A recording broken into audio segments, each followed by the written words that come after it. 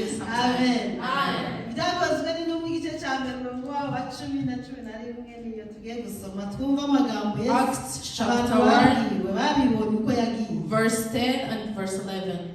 Amen. Amen. Bakirangamye batumbiye mu ijuru akigenda, abagabo babiri barababonekera bahagaze iruhande rwabo bambaye imyenda yera, barababaza bati yewe bagabo b'i Galileya, ni iki gitumye muhagaze mureba mu ijuru?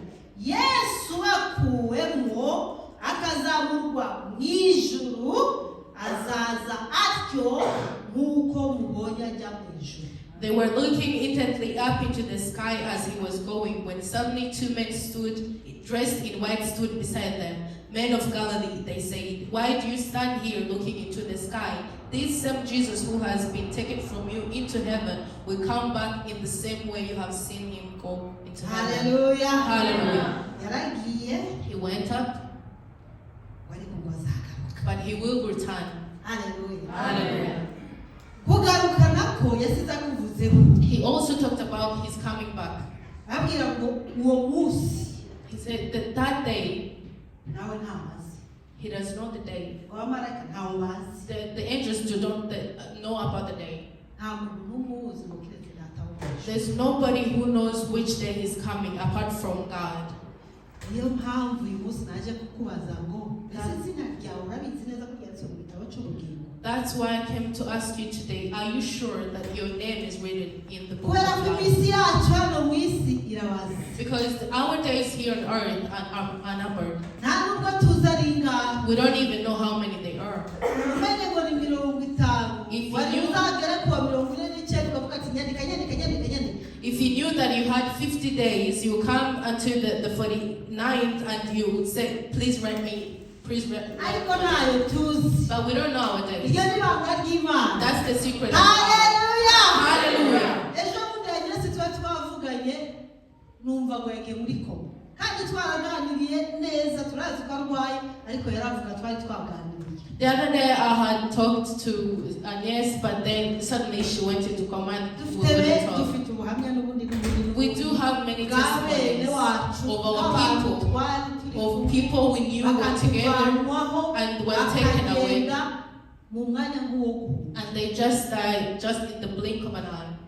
kuko igihe dufite n'ikinyina Because the time we have today on earth, simbizi niza kubasha kugeza hajya kuri ya muryango. I don't even know if I will be able to go to the door. Ni ngombwa nubwo ncicaye kuri iyi ntebe nkibasha kuvuga aya magambo, mu mutima wanjye nshakishe numve niba izina ryanjye riri muri cya gitabo. So therefore, as I still breathe, as I'm alive today, I have to ask myself whether Kuko my hari name is in umunsi the book. uzagera simbashe kugira icyo mbikoraho, bizaba birangiye, igihe nahawe cyo kubaho kizaba kirangiye. Because there's a day where I will not be able to do anything about it. My time here on earth will be done. Ubasha kuvuga uti hapfa abasaza, hapfa abakecuru. You may say that only old people, women and men die. That's a lie.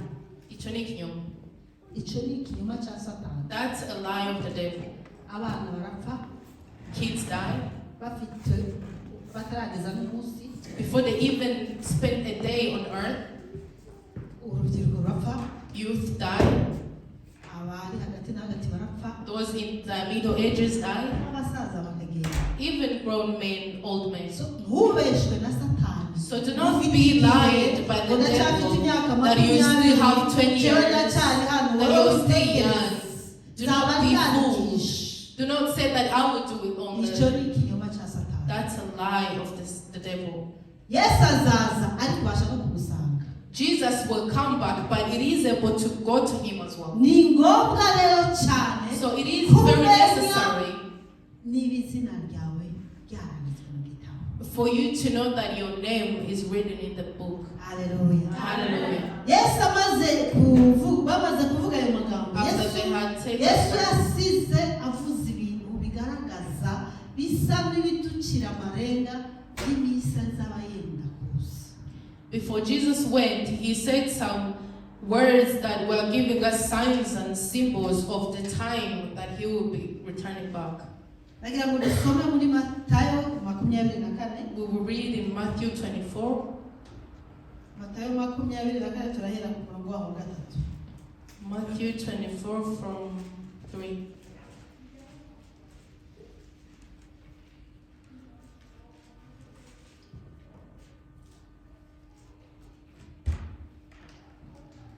Umutwe w'amagambo wabo uravuga ngo byerekana kurimbuka kwa Yerusalemu no kugaruka kwa Yesu. Umurongo wa 3 uravuga ngo yicaye ku musozi wa Elayono, abigishwa baza ahari biherereye baramubaza bati tubwire ibyo bizaba ryari n'ikimenyetso cyo kuza kwawe n'ikimperuka y'iyi si ni ikihe? Yesu arabasubiza ati mwirinde hatagira umuntu ubayobya, kuko benshi bazaza biyita izina ryanjye bati ni je Kristo, bazayobya benshi. Muzumva iby'intambara n'impuha n'intambara, mwirinde mudahagarika imitima, kuko bitazabura kubaho, ariko imperuka izabitaraza. Ishanga rizatera irindi shanga, n'ubwami buzatera ubundi bwami. Hazabaho inzara n'ibishyitsi hamwe na hamwe, ariko ibyo byose bizaba ari intangiriro yo kuramuka. Haleluya. Yesu arababwira ngo muri iyo minsi, Jesus says that during those days, byenda nko ituntu twerekana gato gusa, some ibyo simple mvuze signs that dusomye will show that bizaba ari nk'ibimenyetso byerekana ko ari hafi aho. all those that I just read will be signs that the time is about to come. Reka mbiparaphrase mu magambo yanjye. I will put it in my own words. Ngo hazaba ibinyoma by'amadini. There will be rumors and lies about the churches. Bajya batubwira ngo ahangaha muri iri dini niho Yesu akorera ni hano. And they will say that Jesus belongs in this church. This is where he lives. A different church will raise and say they lied to you. Jesus is in this church. Some will perform even miracles. And there will be wars. There will be hunger. There will be sicknesses. Even earthquakes. Even more and more things. Have we seen those things? Have we seen such things? Have you heard? Have you witnessed these things? Hallelujah. That those things, Jesus told them that those things, that all these are the beginning of birth pains. It will only be the beginning.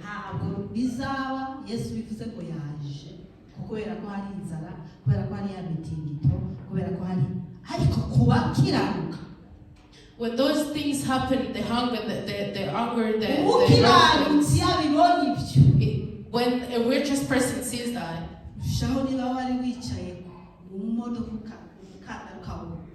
if you were seated in a car, you would fix your seatbelt. If you were walking, you'll be more careful looking where you're stepping.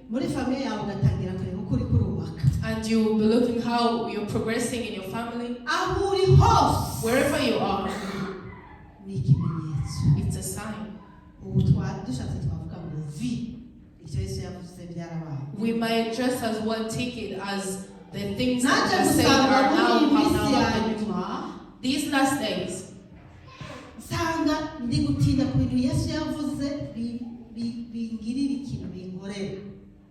sanga niba hari isezerano yavuze nkarisoma cyane hari kumvana ndarisurinya n'imirongo itukura myinshi kugira ngo ntaryibagirwa if there's a promise or a sign that Jesus has said that he will do for me and I read about it in the Bible, I will highlight it again and again. But there's one thing that I kept forgetting. That the things of these last days, I keep forgetting. I just pass through without paying attention. Because I fool myself that I still have time. sinzi niba hari umuntu umeze I nkanjye. don't know if there's somebody like me. Haleluya. Hallelujah. Turi busy dushakisha ibyo Imana yavuze ngo izadukorera kandi birahari niko kuri. We are busy looking for what God has already promised us. Kandi arabikora. And He is doing it. Ikimenyetso n'ejo bundi twasenganye Yesu ari muri koma avayo. A sign is that we've prayed for our sister who was sick and now she's healed. Niba umeze nkanjye, If you're like me. ushakisha ibyo Imana yavuze ngo izagukorera, ushakishe n'ibyo yavuze kuri The way you're so busy looking for your promises from God, search for the signs of the last days as well. ibimenyetso Yesu yavuze ngo bizaba ari intangiriro nta na kimwe kitarabona. The signs that Jesus mentioned that would be the sign of the beginning, all of them have seen them, have witnessed them. Yesu mu bindi yavuze n'abahanuzi b'ibinyoma. Amongst the things that Jesus said, He said something about the fake prophets. Ngo mu bindi minsi ya nyuma ngo bazaba benshi. There will be many of them. Ngo abantu b'Imana ngo bazangwa ngo banabice.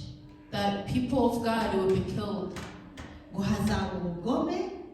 That there will be hatred. Ngo urukundo rwa benshi rukonje. And the love of many will be cold.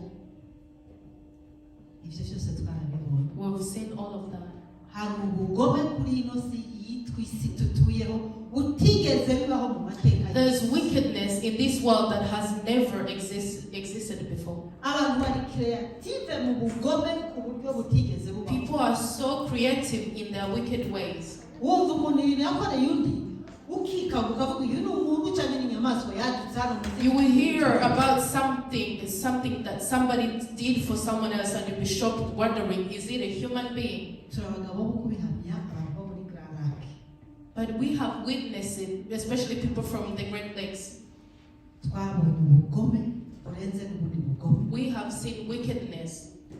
Ibyo bimenyetso byose Those byarabaye. signs, we have witnessed them. Yesu yongera kuvuga ikindi kintu muri ubu butumwa ukomeje gusoma iki gice. If you keep on reading, Ariko ubutumwa buzavugwa. it says that the good message will keep being preached. Ariko ngo buzaba bufite intego kuba ubuhamya bwo guhamiriza amahanga. Bivuze iki? Ubu butumwa turi kumva umunsi ku munsi, sinzi mu gitondo nimugoroba ahantu hose bunyanyagiye bufite intego. It means that the gospel we are listening to every day, every time, it has a purpose. Ngo umunsi nugera That when that day comes, uzavuga ngo ntacyo numvise. you won't be able to say that I did not know about it, I didn't hear anything. Warabyumvise. You've already heard a lot, Ibyo ngibyo nibyo bizadushinja. so you won't have an excuse. The things you hear again and again, Ni byiza kubimenya. it's good to know. Uhita ubikutiza ubusizongera kubyumva we utazacira urubanza. And I'm not scaring you into stopping listening to the gospel. Oya. No. Ijambo ry'Imana rivuga ngo abantu be bazize kutamenya. Ni byiza ko tumenya. Because the word of God says that people are dying because of not knowing, of their Ariko foolishness. ubutumwa bugomba kuba ku isi yose kugira ngo ntihagire umuntu azavuga ngo ntabyo namenye. But the gospel has to reach the whole world so that there's nobody who will say that they did not get the chance to Niyo know. mpamvu natangiye mbabaza. That's why I Mbese asked mwamenye ko Yesu azaza? that have you got to hear that Jesus will return, and all of you said yes. Ntabwo muzavuga ngo Yesu rero ntitwamenye ko uzaza. So you won't tell him, Jesus, we didn't know Kandi about your mwasubije coming back. baza ngo mwarabimenye. Because you have already confessed that you know that he's coming back. Hallelujah. Hallelujah. Hallelujah. Hallelujah. Reka dusome muri Daniel 12 umurongo wa 4. We will read in Daniel 12, verse 4. Umuntu wahagera amfashe gusoma. If there's someone who's from this chapter, please read. Daniel 12 umurongo wa 4 havuga ngo nuko Daniyeli bumva igitabo ugifatanishe ikimenyetso kugeza igihe cy'imperuka. Benshi bazagaragara hirya no hino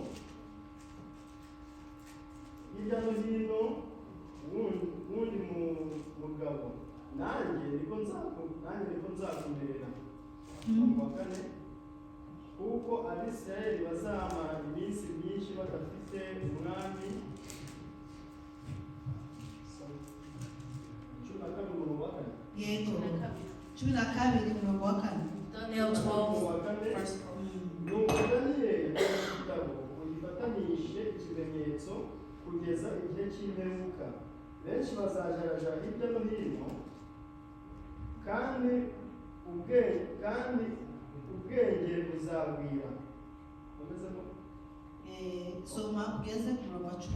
Wa gatanu, nuko njyewe daniyeli nditegereza mbona abandi bagabo babiri bahagaze, umwe ku nkombe yo hakuno y'uruzi, undi yo hakurya. Wa gatandatu, umwe abaza wa mugabo wari wambaye umwenda w'igitare wari hejuru y'amazi y'urwo ruzi ati, ibyo bitangaza bizagarukira he? Mbona wa mugabo wari wambaye umwenda w'igitare wari hejuru y'amazi y'uruzi atunga ukuboko kw'iburyo n'ukw'ibumoso kw'ijuru.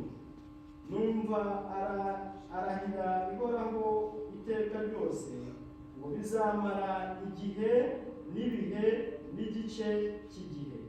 Kandi ati, nibamara kumenagura imbaraga z'abera, ibyo byose bizahera ko birangire. Wa munani, ndabyumva ariko sinamenya, mpera ko ndabaza nti, databuja ikizaheruka ibindi muri ibyo ni ikihe? Aransubiza ati, igendere Daniyeli, kuko ayo magambo ahishwe kandi afatanishijwe ikimenyetso kugeza igihe cy'imperuka. Wa cumi, benshi bazatunganywa, bazezwa, bazacishwa mu ruganda, ariko ababi bazakomeza gukora ibibi, kandi nta n'umwe muri bo uzayamenya, ariko abanyabwenge bazayamenya.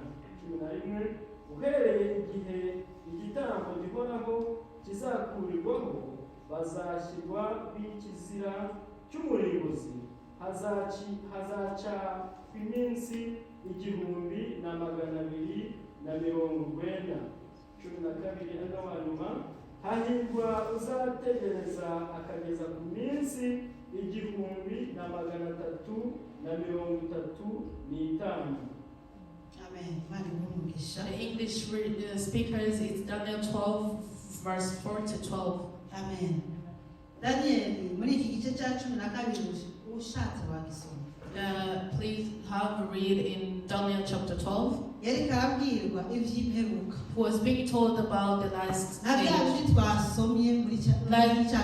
Like the words we read in Acts. He was told about the things that would be done to the people of God.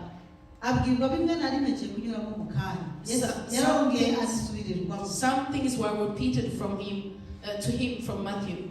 Ariko umurongo nashaka ngo twibaneho icyo umurongo wa 4 avuga ngo hazaba kujarajara mu misi yanyu. But the verse that I want to emphasize on is verse 4 that says that people will go there and there dwelling in the world.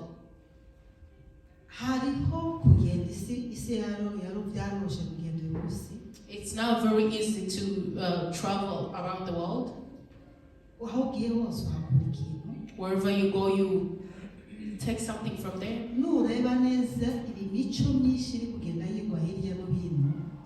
If you look carefully, that the cultures that are being taken and spread around, it's to discourage the church. The cultures that are being adopted in Africa,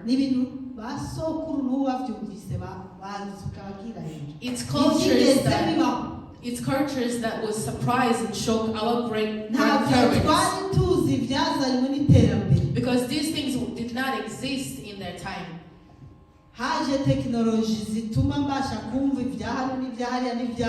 technology has arrived and now I can listen to the whole world at the same time. ukaba hano uri mu Rwanda uri muri Amerika uri muri hose You may live here in Norway but be in Rwanda, in America at the same time. icyo bigukorera kenshi usanga ari confusion And what that brings often is confusion. ariko harimo n'ubwenge bituzanira But there is knowledge as well. mu minsi yayo The last days, ngo hazaba kujarajara there will be dwelling and going around.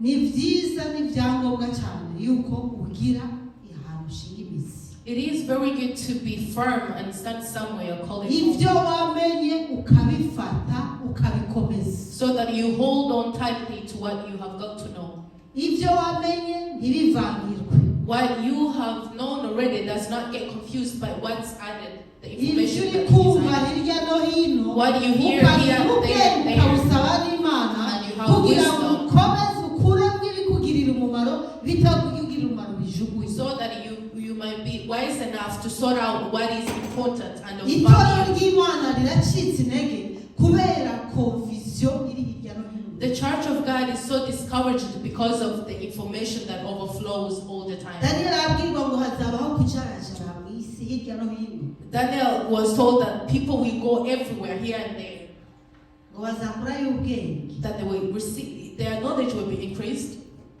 ariko ubwo bwenge bwose niko butugiriye umumaro but without knowledge, all of it be of great value or important to us. ibyo turi kukwega hirya no hino What we are pulling here and there, birimo biranegura gute kuri uriya munsi how is it preparing you for the day? nuzaba uri mu bintu uri kureba dore hari byinshi biturangaje muri iyi minsi ujya wibaza ikibazo ibintu uri kureba birimo kunegura kuri wa munsi cyangwa birimo kunshimisha There are a lot of things that we come across, we watch, but I want you to ask yourself, what I'm watching now, listening to, is it preparing me to approach the day? yavuze muri Daniel nanone 12 ngo hazabaho gutunganywa no kwezwa Again, in the same chapter, it says that there will be preparation and being purified ngo no gucishwa mu ruganda and being tried. haleluya Hallelujah. hari ibintu byinshi abakristo bari kunyuramo muri iyi minsi yaje There are many things that the Christians are going through now. nagira ngo ujye wibaza ibyo uri kunyuramo icyo bivuze ku buzima bwawe n'ubugingo bwawe I want you to always wonder and ask yourself what you're going through, what it means for your life. turi mu gihe twatangiye cya gihe tukigeze hagati na hagati turi muri cya gihe tukirimo hagati na hagati We are in the time already. The time has begun. We're in the middle now. itorero riri kunyura mu bigeragezo bikomeye The church is going through trials and challenges. nawe ubwawe ureba ibyo uri kunyuramo muri iyi minsi So wonder and think about what you're going through yourself. hari ibintu dusenga tukavuga ngo satani va hano ugira ngo te ariko atari satani habe na ubu There are some things we pray and we rebuke the devil, God saying, Satan, go away, but sometimes it's not even him. ntabwo ari satani It's not always him. byinshi si satani Many things are not turi from kunyura mu him. rugamba We are going turi through the kunyura mu battle. rugamba turimo turezwa We are being purified. haleluya Amen. urebe uburyo witwara mu bigeragezo uri kunyuramo Look at the way you conduct yourself through your Pawulo battles. yavuze ngo nitubinyuramo ngo tuzajye tunezerwa ntabwo ari Pawulo Petero ngo tuzajye tunezerwa kuko bizaba biri kuduhindura hari ikintu bitukoraho hari ikintu bituhindura twitegura umunsi mukuru Peter said that as we go through our challenges and battles, we should be joyful because these battles change us and form us into new people. ariko ngo abakora ibibi muri icyo gihe ngo bazakomeza gukora ibibi But those who do wicked things will keep on being wicked. ni gute rero witegura kuri uriya munsi mukuru kugira ucungana ubu ngubu turimo turacungana na satani dufite umwanzi arwana ijoro n'amanywa kugira ngo izina ryanjye rikurwe mu gitabo cy'ubugingo We have a devil that fights and works day and night to make sure that your name gets removed from the book. bashaka kuvuga ati izina ryawe ryaranditsweyo ntabwo rishobora kuvayo You might say that my name is already written, so it can't be washed away. oh yes rirashobora But kuvayo it is possible. nutaguma muri ibi bintu neza If you don't stand firm and stay in these things, nudakomeza bya bindi wabonye bya bindi wize bya bindi wakiriye wa munsi if you don't hold on tightly on what the news you have received, the God that you believe sirtu kutazi umunsi azazira. Especially you don't know the day that he's returning. None yagusanga waragiye kureba ivy'ahandi. So what if he finds you that you've gone astray? Ni ngombwa ukomeze wicunge. It is necessary that you keep on the Niba journey that you twigeze started. tuba maso ni iki gihe tugomba kuba maso. If there's any time that we've been careful and very awake, this is the right time. Reka dusome muri Yohana 15:6. We're going to read in John 15 verse 6. Nanone uwahagera kare amfasha asome Yohana 15:16.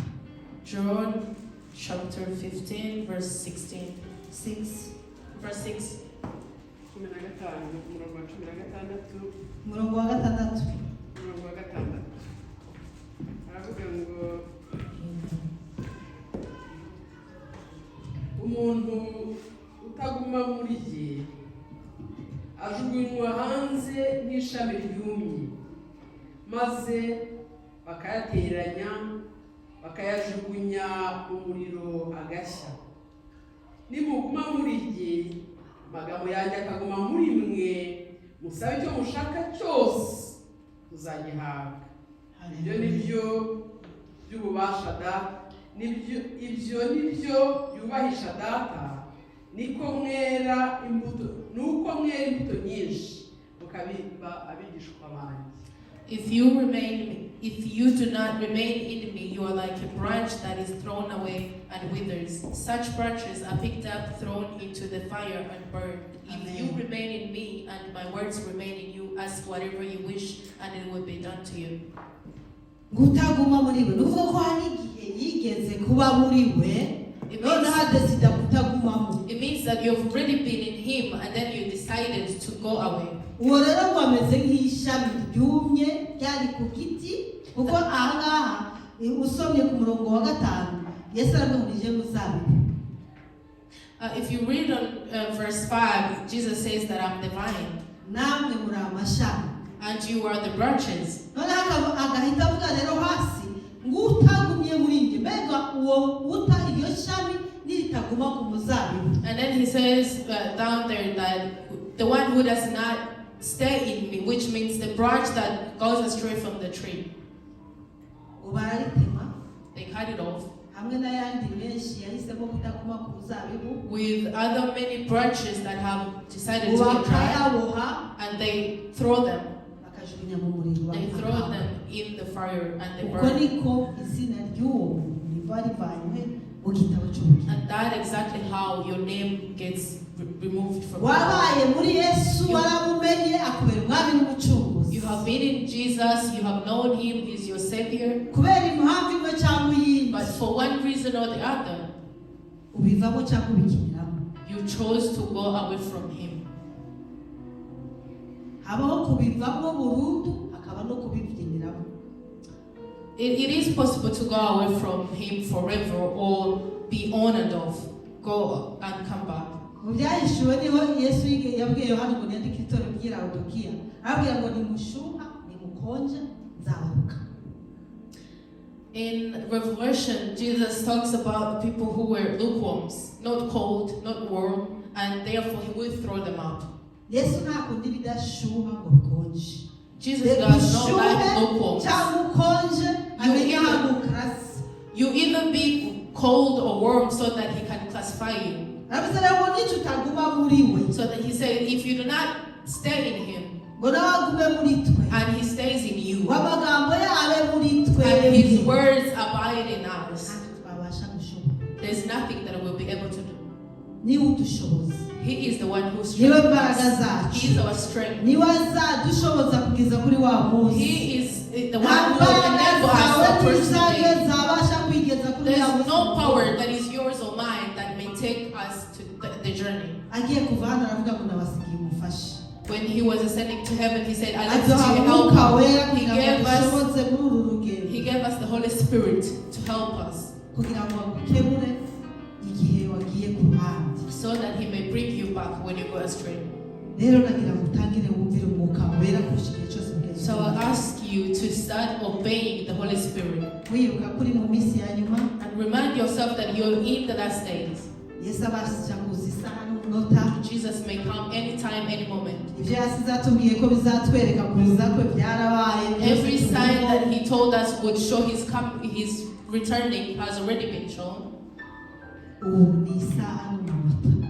Right now, it's about time. Navuga uti nakuze babivuga bakaka baza gukora barabivuga. You may say, I've heard that many times. When I was born, they were talking about him returning. Buri wese uriho umunsi we. But he says that every person that is alive, there's a day coming for him. Hallelujah. Amen. Hallelujah. Amen. Umunsi wawe ubasha kugera cyangwa se akaza. Your day will come, or Jesus will come back. Izina ryawe ryanditse mu gitabo. Is your name written in the book of life? Yesu waramenye ko azaza. You have known that he's returning, kujana bihano. and he will not take the sinners. Azajana abakiranutsi. He will take the righteousness one. Kadusome turangiza. We'll read. Mu byahishwe gatatu duhereye ku murongo wa mbere kugeza ku wa gatandatu. We'll read in Revelation chapter 3.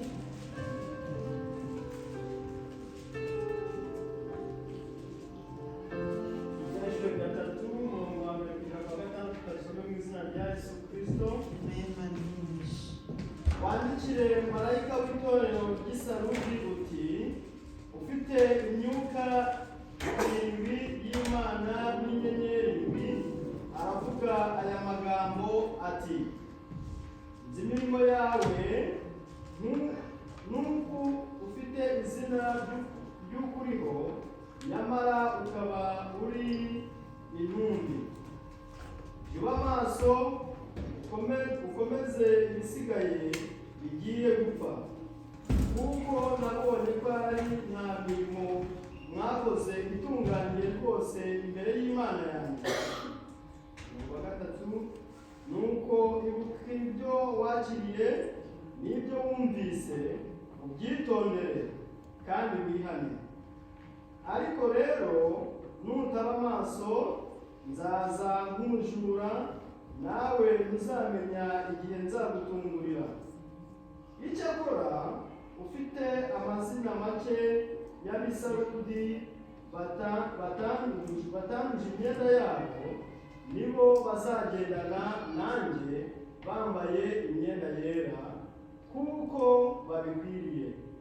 Unesha niwe uzambikwa imyenda yera, kandi sinzahanagura izina rye na hato mu gitabo cy'ubugingo. Ahubwo nzaturira izina rye imbere ya Data n'imbere y'abamarayika be. Umurongo wa gatandatu ni wa nyuma, ufite ugutwi yumve umwuka abwira amatorero y'ijambo ry'Imana. Amen. Amen. Bari umugisha. May God bless you. Nuko ibuka ibyo wakiriye n'ibyo wumvise, ubyitondere kandi wihane. Therefore, remember what you have read and listened, and therefore repent. Ngo nutaba amaso, If you're not aware, bazaza nk'umujura. he will come like a thief. Ngo nawe ntuzamenye igihe azagutungurira. You will not know when he surprises you. Umurongo wa gatanu ukavuga ngo uneshe. Verse 5 Uzambikwa imyenda yera. Verse 5 says, the one who is victorious will like them be dressed in white. Ngo kandi sinzahanagura izina rye na hato mu gitabo cy'ubugingo. And I will never blot out the name of the person from the book of life. Hallelujah. Amen. Hallelujah. Amen. Unesha. The victorious one. Twari twigeze dusoma ijambo rivuga ngo hari abari kwezwa, hari abari kunyuzwa mu muriro. There are some being Tugomba tried. kunesha aho kunyura aho ariho We hose. have to be victorious whatever we're going through. Tugomba kunesha. We have to be victorious. Kuko ngo unesha Because the victorious one, ntabwo yavuze uri gataka, ntabwo yavuze wagejeje hagati uwarwanya akananirwa. Oya, unesha. he did not talk about the ones who's tired, who's mourning, who is midway, but the one who is victorious. Hallelujah. Hallelujah. Ubasha kuvuga uti Yesu ibi bintu ndi kunyuramo n'ibyihanganirwa, saba imbaraga, niwe mbaraga zawe. You might say that what I'm going through is too much, Jesus, but that means you only have to ask him to strengthen you. Pawulo yaravuze ngo mwibuke yuko atari wowe wenyine uri kubinyuramo, Paul said that remember that you're not the only one going through this. There are wakati many others uzaba going mu through the same. kigeragezo kirenze ibyo ubasha kwihanganira. And there will be no challenge that will be greater than what you have the patience for. Unesha The one who will be victorious. uwo nguwo That person. nibaza izina rye rizaba mu gitabo cy'ubugingo. His name will remain in the book of life. umunsi sinaje kuvuga ubutumwa buryoshye mu matwi cyane. I did not come here to tell you about joyful and bene fun byaba ari ubupfu kugira ngo tuzabyine uko kose tubyina kandi byiza nibaza ko Imana inezererwa. Noneho Yesu aze itwisange mu gitabo cy'ubugingo. It would be stupid to stand here and dance as much as we do, and when Jesus returns, we are left here on earth. twari hano guhera isaa 9 n'igice. We were here from 3. aya masaha All these hours, turacyari hano we are still here, kugira ngo izina ryacu rigume mu gitabo cy'ubugingo. so that our names may remain in the book Haleluya. of life. Ibuka amajoro yawe, wibuke ibyo wiyimye, Remember the nights you spent before Him. muri ibi bari kuryosha, And remember that those who are not here are enjoying life out there. bameze nk'abameze They are the neza, ones enjoying life. kugira ngo uzasange muri kumwe. To find yourself with them. Amazina yabo nayo ubwoba ntayari At the end, when if you find yourself with them, wewe your name izina is ryawe not in the book. ryigere kwandikwamo nyuma rizakurwemo. Have your name be written in the book and then blotted away. Birakuba kubanza Uwiteka. May it be to the Hallelujah. Amen. Abakuru, abato muri hano. The young and the old who are Nanje here. ndababwira nibwira. As I tell you this, I tell myself as well. Waharanire biriya wagufashe bya bindi wakiriye We have to seek on to holding on what we have received. ngo nunesha And when you're victorious, nibwo uzabona ku bwami bw'Imana. that's when you will see the Nibwo kingdom of uzataha God. muri cya gihugu, nibwo uzabona na Yesu kuri ya aderesi ariho. That's when you will go into the country, the address that Jesus gave us. uwo munsi amazina And that day the azahamagarwa. names will be read out. Mbega izina ryanjye ryanditswe mu gitabo. Is my name written in the book? Mwami Yesu nifuza kubimishura. King Jesus, I want you to reveal to me that my name is written. Because books will be opened on that day. And to read out many names. Will my name be written in the book? Lord Jesus, please let me know that my name is there. Because many books will be opened on that day.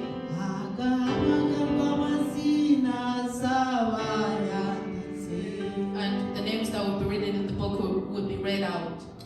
Basha kuba uri hano uyu mugoroba You might be here today, avuga ati Emma ntabwo ndisi izina ryanjye riri kuri kiriya gitabo. and your heart might be telling you that you're not sure that your name is written there. Ndagira ngo izina ryanjye nanjye ryandika muri kiriya gitabo. And you want your name to be written in the book.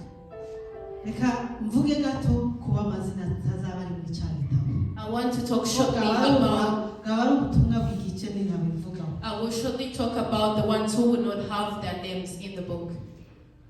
Uwo izina rye rizaba ritanditse mu gitabo cy'ubugingo. That person who do not have their name in the book, Hariho iyindi aderesi they have a different address. nayo ifite uyituyeho. And there's a person who owns the address. Yahoze ari mu ijuru abana n'Imana. He used to be in heaven as well. Ahitamo kugaragariza Imana. And then he chose to disobey God. Atabwa aho bita ikuzimu mu muriro. And he was thrown in hell. Icyo nayo nayo ni iyindi aderesi. That's a different address. Iyo aderesi nayo hari abantu bazayituraho. There are people who